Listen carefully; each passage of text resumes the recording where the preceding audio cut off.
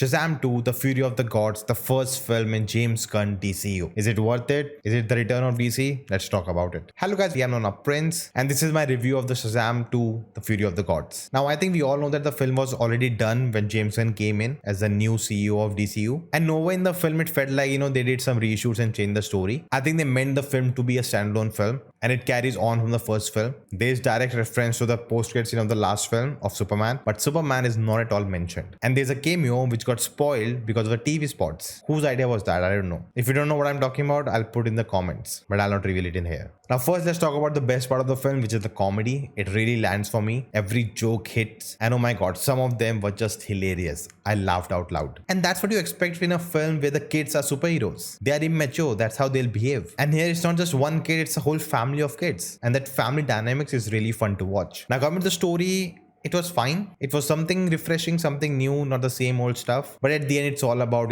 saving the world. But still in his action and visuals, it was refreshing. Now coming to the bad. First of all, the VFX. Oh my god. At so many places, it was noticeable. And me being from a VFX and animation background, I could see too many things, which were not good. Throughout the film, the staging was really bad, especially in the action sequences. The VFX and green screen acting, where the actors just act imagining stuff and they don't know what will be added. Oh my god. That was so off. And the whole film was technically very inconsistent. Sometimes the editing, sometimes the framing, sometimes the composition of the scene, it was not working. Coming to the villains, interesting idea, but they didn't develop it enough. There was zero depth there, and by the end they became caricatures. Coming to the character arcs, they were rushed. There was no time spent to develop it really well. In the beginning they just set up things for every character, and at the end they just one dialogue to pay it all off. We don't really see a whole journey of the character, maybe except for Billy Batson, but even that is very convoluted. I had a very big problem with the logic in the film. It's a superhero film, of course. You don't expect logic. But some of the things were like really dumb. Like, what's happening? Why you're not doing this? A simple solution. This is that film I would love to watch a pitch meeting and a honest trailer about, because there's so much to make fun of. Talking about the cameo, it felt little cheap to me. It didn't work that well. It didn't blend it really well. But still, at least we got something. So I'm happy. See, I mentioned more bad stuff than the good stuff. But even then, if you enjoy the character, if you enjoy these actors perform, there are a lot of enjoyable moments throughout the film. Definitely, it's not a strong film at all. It's far from it. It is a very forgettable film. There's no one scene that stands out. But still the film was fine because I think we don't have that many expectations from a DC film. If it was Marvel, you would be complaining, like Ant-Man Quantumania. But here, it was fine. Nice start. Now let's see what's coming ahead. I'm excited for that. Talking about the two post-credit scenes, interesting. They kind of set up the world for DC going forward. So I'm excited. But what do you think? Let me know your thoughts in the comments below. And then you can check out this video next. We will be doing a live discussion on the film soon on the channel. So do subscribe to get that. And I'll see you next time. Keep being out.